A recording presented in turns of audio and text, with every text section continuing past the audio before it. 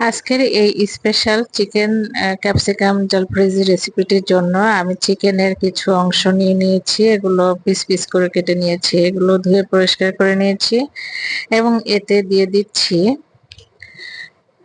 2 table চামচ soya sauce, 1 table চামচ সাদা ভিনেগার, দিয়ে দিচ্ছি লবণ স্বাদ মতো, সাদা গোলমরিচ গুঁড়ো সামান্য, একটা ডিম দিয়ে দিচ্ছি। তার সঙ্গে দিয়ে দিচ্ছি কালো গোলমরিচ 2-3টা সুন্দর করে বেটে নিয়ে এই যে ভেঙে নিচ্ছি, নিয়ে গুঁড়ো করে নিয়ে কিছুটা দিয়ে দিচ্ছি।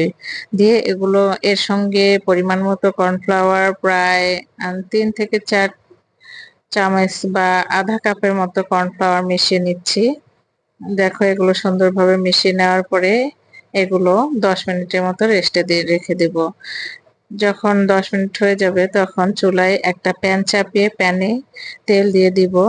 আর তেলটা গরম হয়ে আসলে এর মধ্যে একে একে এই মেখে রাখা চিকেনের টুকরোগুলো দিয়ে দিব এবং ব্রাউন করে এগুলো ভেজে নেব।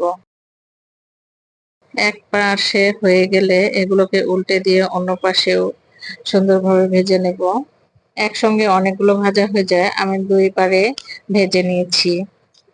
দেখো ব্রাউন করে ভেজে নেওয়ার পরে এগুলো উঠিয়ে নিব এবং অন্যদিকে চুলায় আরেকটি প্যান চাপিয়ে তাতে এটা অত্যন্ত সুস্বাদু একটি খাবার। এটা রান্না করতে করতে এই ভাজা অবস্থায় আমরা খেয়ে নিতে পারি সস সহকারে, কিন্তু আমি আজকে প্রিপারেশন অন্যরকম করছি। আর এজন্য অন্য একটি প্যানে 100 ml এর মতো পানি নিয়েছি। এর মধ্যে 2 চামচ সয়া সস দিয়েছি, 2 টেবিল চামচ দিয়েছি টমেটো সস, সুগার দিয়েছি 2 চামচের মতো, এগুলো সুন্দর করে মেখে নিয়েছি। ভিনেগার দিয়েছি 1 টেবিল চামচ। আর এগুলো একটু গরম করে বলক তুলে অন্য পাশে রেখে দিয়েছি। আবার প্যানে সামান্য অলিভ অয়েল ব্রাশ করে নিয়েছি, এর মধ্যে পেঁয়াজ টুকরো করে কেটে এগুলো দিয়ে দিচ্ছি রসুন কুচি। আর এরপরে কিছুটা 2-1 পিস এমনি ছোট আদা দিয়ে দিব। এগুলো সুন্দরভাবে যখন ব্রাউন হয়ে আসবে, দেখো নাড়তে নাড়তে এর মধ্যে অ্যাড করব সবুজ ক্যাপসিকাম, লাল ক্যাপসিকাম, যে সবুজ বেল পেপার বা লাল বেল পেপার যে যেটা বলেন, এগুলো মিশ্রিত করে নিয়ে দেখুন সুন্দরভাবে নেড়ে ছেড়ে টস করে নিব। এর মধ্যে দিয়ে দিব আবার একটু সয়া সস। লবণ অনেক বেশি দিব না, যেহেতু সয়া সস ব্যবহার হচ্ছে, আর সয়া সস টমেটোর সস এগুলোর মধ্যে লবণ পর্যাপ্ত পরিমাণে থাকে।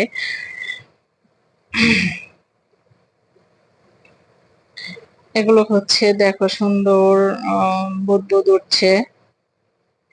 এর মধ্যে দিয়ে দেব আগে থেকে ওই যে মিশ্রণ করে নিয়েছিলাম সয়া সস টমেটো সস একটু সুগার, এগুলো দিয়ে দিলাম। দিয়ে 5-6 মিনিটের মতো এগুলোকে ঢেকে রান্না করব। ঢেকে দিয়ে যখন এটা অনেকটা মজে আসবে সে পর্যন্ত অপেক্ষা করব। এখন মজে আসা পর্যন্ত অপেক্ষা করার পরে 5-6 মিনিট পরে এতে অন্য একটি বাটিতে পানির মধ্যে কিছু কর্নফ্লাওয়ার নিয়ে নিব। কর্নফ্লাওয়ার গুলে নিয়ে কর্নফ্লাওয়ার যুক্ত পানিটা ঢেলে দেব। এখানে অবশ্য আমি একটু ইয়ে হয়েছে, এই পানিটার মধ্যে একটু ডিম ছিল, যার কারণে আমার গ্রেভিনেসটা আলাদা কালার ধারণ করেছে, তা না হলে চকচক করে।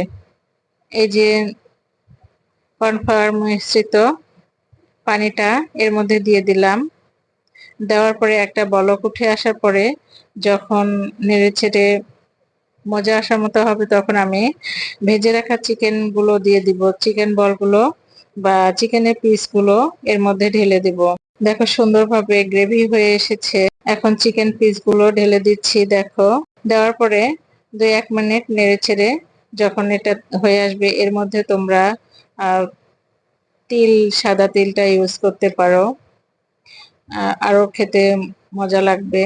যদিও এটা অসাধারণ একটা রেসিপি হয়েছে এবং তোমরা বাসায় যে কেউ তৈরি করে নিয়ে দেখো সুন্দর একটা কালার এসেছে, চকচক করছে। ভিডিওটি পছন্দ হলে লাইক দিবে, শেয়ার করবে আর চ্যানেলটি সাবস্ক্রাইব করে প্লিজ প্লিজ বেল আইকনটি বাজিয়ে আমার পাশে থাকবে। আশা করি সকলকে আমার ভিডিওটি পছন্দ করার জন্য ধন্যবাদ।